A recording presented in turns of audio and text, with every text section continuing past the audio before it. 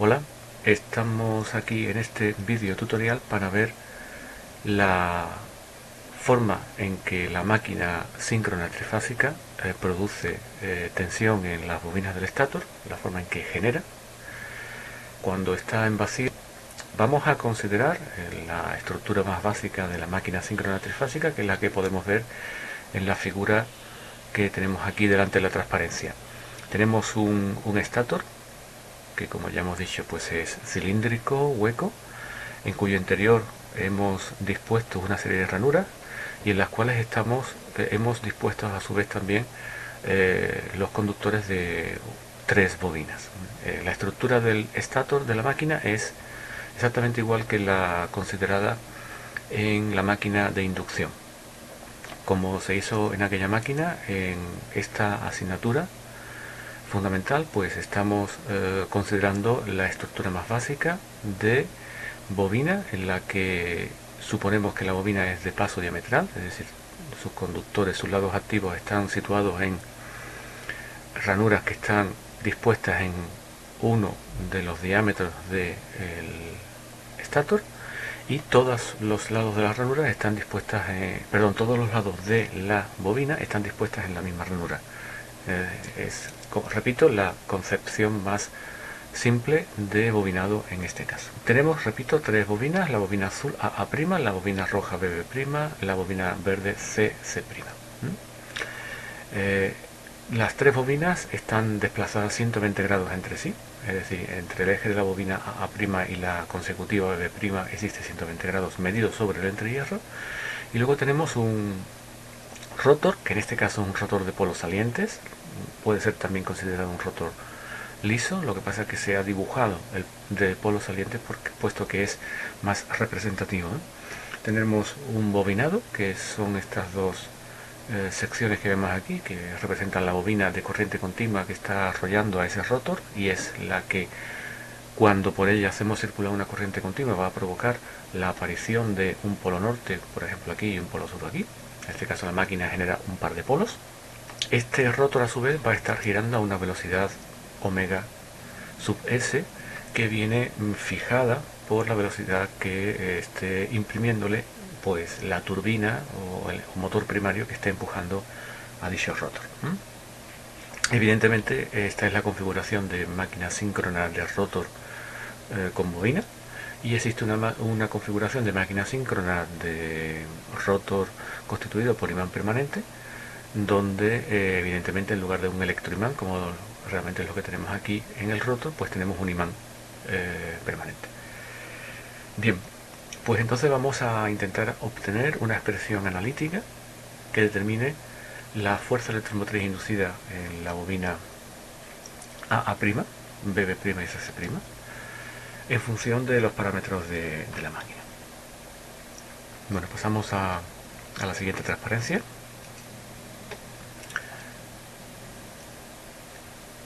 Aquí tenemos la misma representación que antes, pero donde solamente hemos considerado la bobina AA'.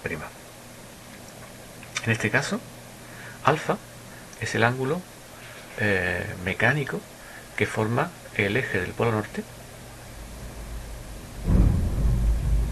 con el eje de la bobina. En este caso estamos trabajando con un par de polos. Ahora bien, y en este caso, evidentemente, al trabajar con un par de polos, los ángulos mecánicos coinciden con los ángulos eléctricos. De todas formas, cuando tengamos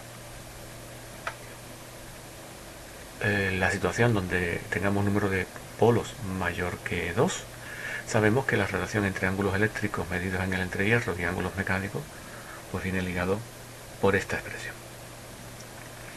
Estamos considerando que la velocidad de giro del rotor es omega sub s, por lo tanto evidentemente habrá una relación entre la velocidad de giro y el ángulo que recorre el polo norte, ligada con el tiempo transcurrido. Vamos a suponer que el flujo que se produce en el entrehierro por esta estructura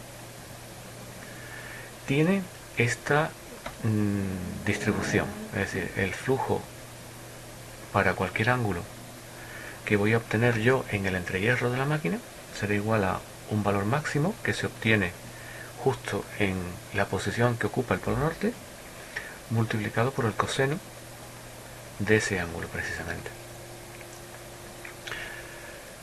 Ese ángulo es ángulo eléctrico, que repito, en el caso que estamos considerando aquí coincide con el mecánico. Pero podemos, en un caso general, sustituirlo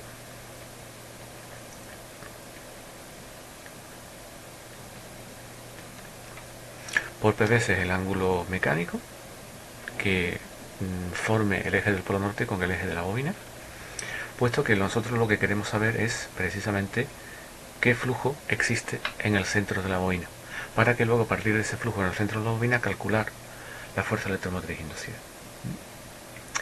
Entonces podemos a su vez despejar de esta expresión que liga alfa y la velocidad, y nos queda la expresión del flujo en el centro de la bobina AA'. Podemos expresarlo así. El flujo en el centro de la bobina AA' pues será igual a el flujo máximo, el que existe justo bajo el polo norte, por el coseno del número de pares de polos, la velocidad de giro síncrona y el tiempo. Bien, para calcular la fuerza electromotriz en la bobina, una vez que sabemos el flujo, pues lo que resta aplicar es la ley de Lenz-Faraday. Entonces tenemos que la fuerza electromotriz inducida en la bobina AA' será el número de espiras de esa bobina, el signo menos de la ley de Lenz, por la derivada con respecto al tiempo del flujo en esa bobina. Derivamos con respecto al tiempo y entonces ¿qué tenemos? Bueno, pues vamos a tener el signo menos, la constante del número de espiras, la derivada del flujo, pues la constante flujo máximo pues pasaría a esta posición, y la derivada del coseno es menos seno, se nos cambia el signo, y el argumento del coseno pues es P por omega sub S por T. Omega sub S creo que no lo he dicho, pero vamos a considerar un giro constante, aunque sea presupuesto al poner esta fórmula para omega sub S. Por lo tanto tendríamos aquí P, tendríamos aquí omega sub S y el seno de la expresión. Bien, entonces podemos, con objeto de que tenga una forma conocida, podemos decir que nuestra expresión, vamos a llamar a todo esto que multiplica la función seno E máximo, y lo que existe dentro del paréntesis de la función seno le vamos a poner omega por T. De esta forma, la tensión inducida en la bobina prima en el tiempo pues tiene la forma que nos interesa, que constituida por la estructura de un valor máximo por el seno de la pulsación por el tiempo.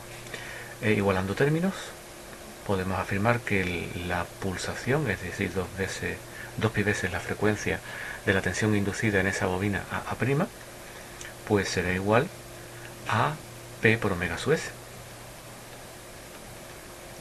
Es decir, que se cumple que la velocidad de giro constante de la máquina síncrona será igual a la pulsación de la tensión inducida en la bobina AA' partido del número de pares de polos de la máquina. Esta es una expresión que ya no salía en la máquina de inducción. Por otro lado, el valor máximo de la fuerza electromotriz inducida en la bobina AA' es pues número de espiras de esa bobina, flujo máximo, P por omega sub S, que lo podemos poner como 2 pi veces las frecuencias de esa tensión. El valor eficaz será el máximo partido de raíz de 2, y por lo tanto nos quedará, agrupando los la constante numérica al principio, nos quedaría 2pi partido de raíz de 2, que sabemos que es 4,44. Número de espiras de la bobina, flujo máximo, frecuencia. Por lo tanto, vemos que esta estructura, suponiendo que el flujo que crea el rotor tiene una distribución cosenoidal alrededor del mismo, pues vemos que la tensión que aparece inducida en la bobina AA' es una tensión de frecuencia F o pulsación omega ligada con omega sub s por la expresión que tenemos aquí, omega sub s igual a omega partido por P, y donde el valor eficaz de esa tensión es 4,44 del número de espiras de la bobina, flujo máximo, flujo que existe bajo el polo norte, y la frecuencia. Bien, esta es, como hemos dicho, la fuerza electromotriz inducida en esta bobina. Ahora vamos a ver cuál es la fuerza electromotriz inducida en la bobina situada a 120 grados, desplazada a 120 grados en el entrehierro. Para ver lo anterior vamos a utilizar esta nueva transparencia donde volvemos a representar nuestra máquina ahora con las dos bobinas. La bobina AA' sobre la cual ya hemos determinado la tensión inducida y una bobina BB' girada 120 grados respecto a la anterior sobre el rotor, sobre el entrehierro. Es decir que este ángulo de acá, a ver si podemos intentar representarlo bien a mano, aunque sea, es de 120 grados o de 2pi tercios radianes. Pues vamos a intentar obtener la tensión inducida. Evidentemente el flujo que crea el rotor cuando gira pues será el mismo de antes, es decir, el flujo sobre la bobina BB' pues será el valor máximo por el coseno del ángulo que tengamos que considerar. En este caso el ángulo sería pues alfa más 2pi tercio. Ese sería el ángulo, perdón, vamos a llamarle, esto es un ángulo eléctrico, vamos a llamarle beta, por ejemplo, el ángulo que forma, este ángulo que es el ángulo que forma el polo norte con el eje de la bobina BB'. Sería alfa, que es el ángulo que forma el eje del polo norte con el eje de la bobina AA', más 2pi tercio, que es el ángulo que forma el eje de la bobina AA' con el eje de la bobina BB'. El ángulo total sería alfa más 2pi tercio. ¿De acuerdo? Bien, entonces, evidentemente, este ángulo es el ángulo que tendremos que colocar aquí. Ocurre lo siguiente, estamos considerando en la figura una máquina bipolar, es decir, las bobinas dispuestas en el estator están dispuestas en un diámetro, como estamos viendo, con evidentemente la misma forma que cuando consideramos la máquina de inducción, el estator de la máquina de inducción, en el modo de máquina bipolar. Y evidentemente también el rotor tiene un par de polos. Si nosotros tuviésemos 4 polos, si la máquina fuese tetrapolar, por ejemplo, si P valiese el siguiente valor, tendríamos que construir las bobinas pues del estator pues de la misma forma que en el caso de la máquina tetrapolar asíncrona, es decir, tendríamos dos secciones, tendríamos que repetir la bobina en la mitad del espacio del entrehierro. Esto conduce a que siempre, sea cual sea el ángulo P, perdón, sea cual sea el número de pares de palos P, el ángulo que forma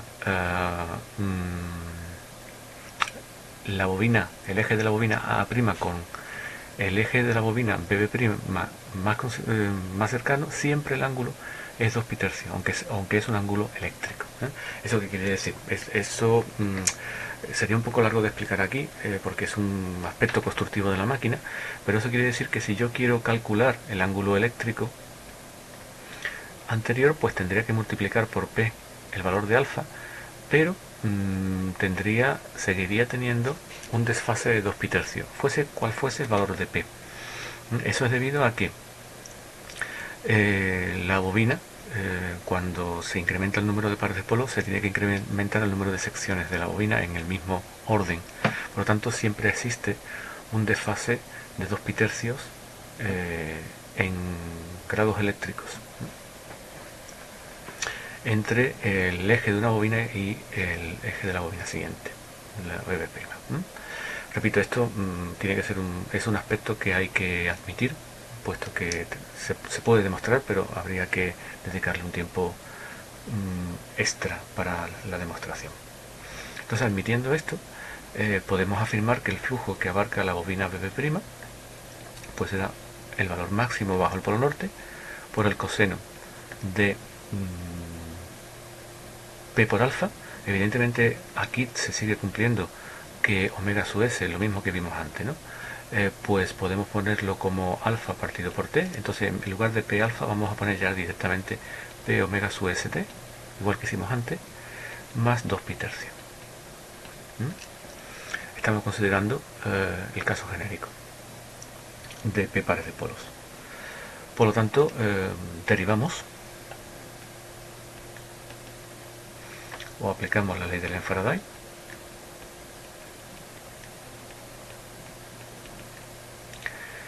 y obtenemos la siguiente expresión: nBp', el signo menos de la fórmula se nos va a compensar con el signo menos de la derivada, flujo máximo, la derivada del coseno del seno, sacamos fuera P omega sub s de la operación derivada y seno de P omega sub s t más 2 pi tercios. Por lo tanto, podemos llamar E máximo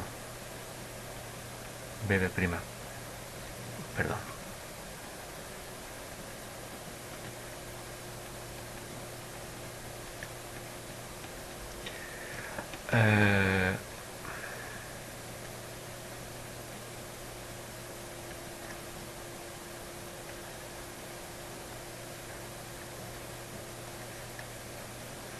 podemos llamar EBB' máximo al término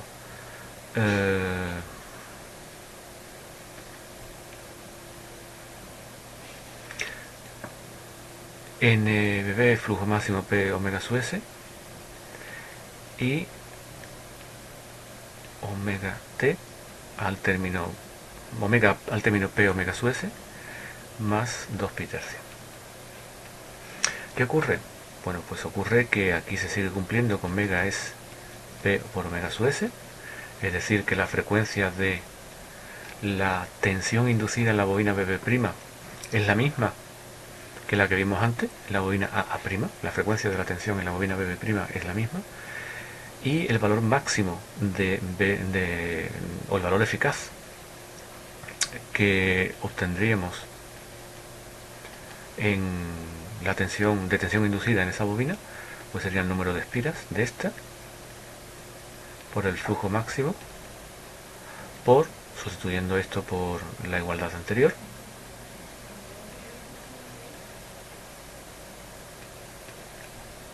o bien 4,44 número de espiras, flujo máximo, frecuencia.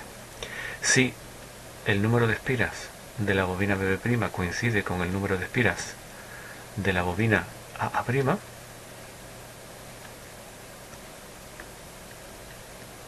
tendríamos que el valor eficaz de la bobina BB' coincidiría con el valor eficaz de la bobina CC'. Por lo tanto, vemos que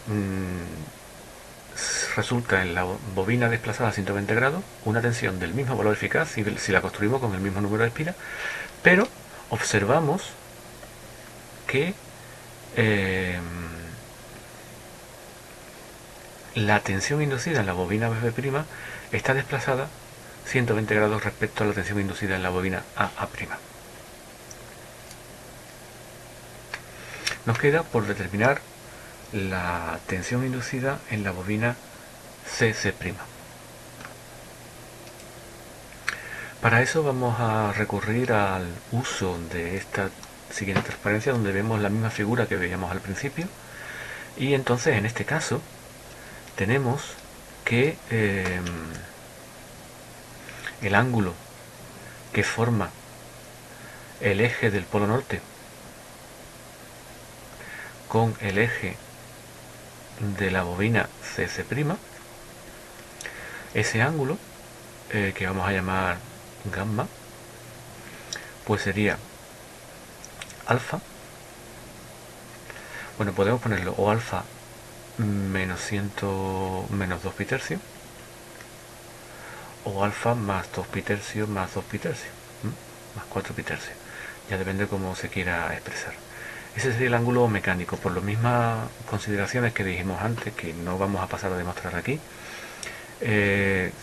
Si queremos expresar el ángulo eléctrico para la bobina CC', ese ángulo eléctrico se obtiene multiplicando el ángulo alfa por P, pero se puede demostrar que en una construcción de una máquina de P pares de polos, donde existirá P pares de polos en el rotor y las bobinas tendrán P pares de secciones también construidas, pues entonces resulta que el desfase entre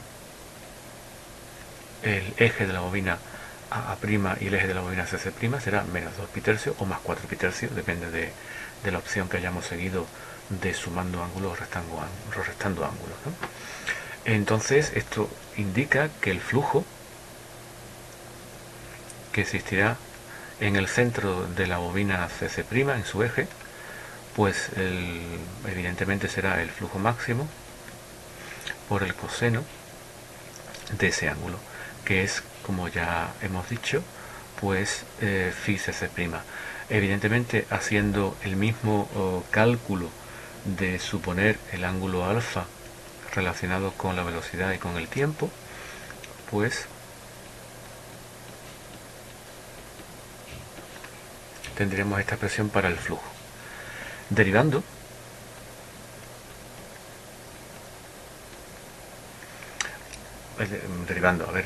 aplicando la ley de Lenz-Faraday, es decir, derivando el flujo multiplicando por el número de espiras,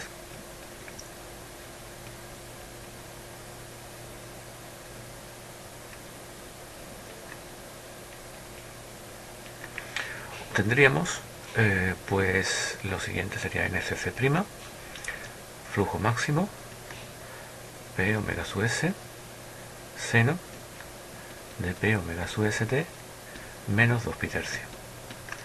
Y igualando términos,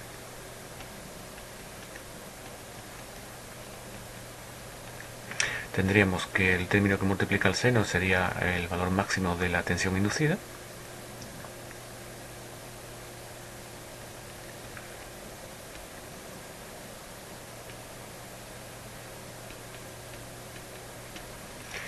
y llamaríamos omega a P por omega sub S. Esto sería 2 pi veces la frecuencia de la tensión inducida. Y el valor eficaz, pues nos quedaría 4,44, número de espiras, siguiendo un camino similar al de las dos anteriores, número de espiras, NSC, flujo máximo, frecuencia. Entonces vemos que sobre la bobina CC' se inducirá una tensión que, si el número de espiras de la bobina A' es igual que el del BP' y es igual que el del CC', tendremos que los valores eficaces, esto sería A' de las tres tensiones inducidas serían iguales. Tendríamos tres tensiones inducidas iguales, pero cuyo desfase sería de 120 grados. En la bobina A', tal y como tuvimos, la tensión tenía fase 0. En la bobina BP' salía la tensión girada 2 pi tercios, 120 grados positivos, y en la CC' sale la tensión girada menos 2 pi tercios, menos 120 grados negativos. Es decir, sobre las 3 bobinas del estátor aparecen una tensión inducida de un sistema trifásico de tensiones inducidas. Por lo tanto, podemos decir que desde el punto de vista estrictamente eléctrico, el modelo trifásico de la máquina sería algo tal y como vemos aquí, siempre trabajando en vacío, ¿eh? Es decir, tendremos una bobina por la que inyectaremos una corriente continua. Esa corriente continua es la denominada corriente de excitación. Esto es para el caso, evidentemente, del que el rotor esté constituido por un electroimán. Si el rotor está constituido por un imán permanente, no, esta corriente no existe.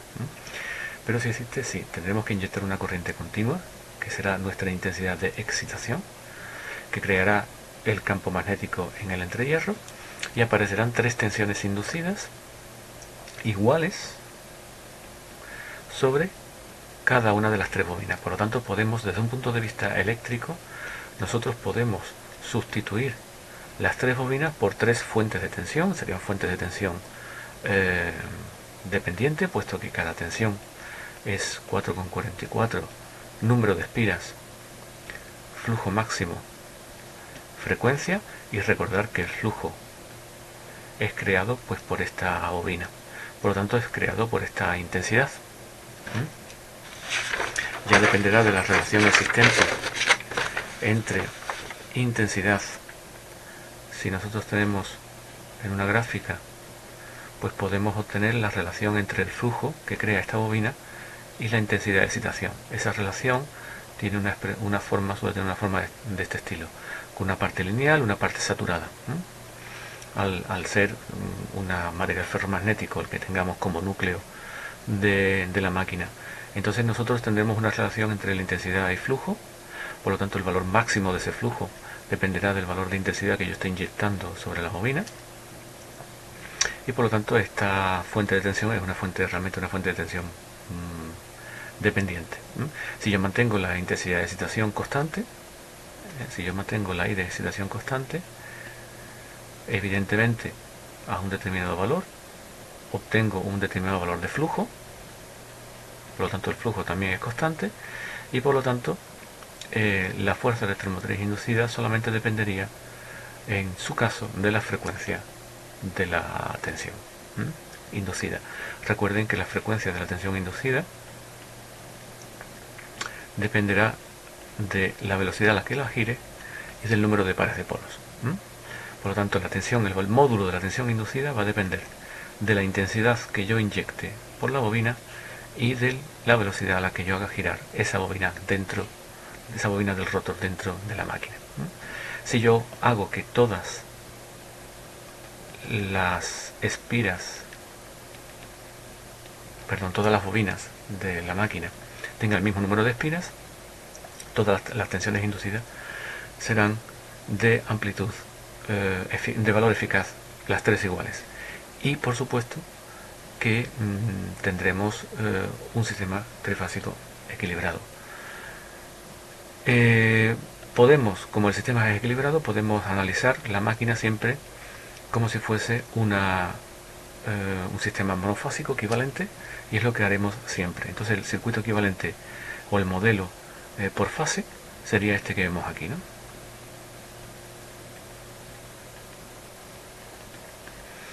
La bobina con la I de excitación que representa el núcleo y una fuente de tensión que respondería a esta expresión de aquí, 4,44 número de espiras, frecuencia, flujo máximo, una fuente de tensión dependiente de esa intensidad y indirectamente de la velocidad de giro a la que se esté girando el rotor. Este sería nuestro modelo, repito, en vacío.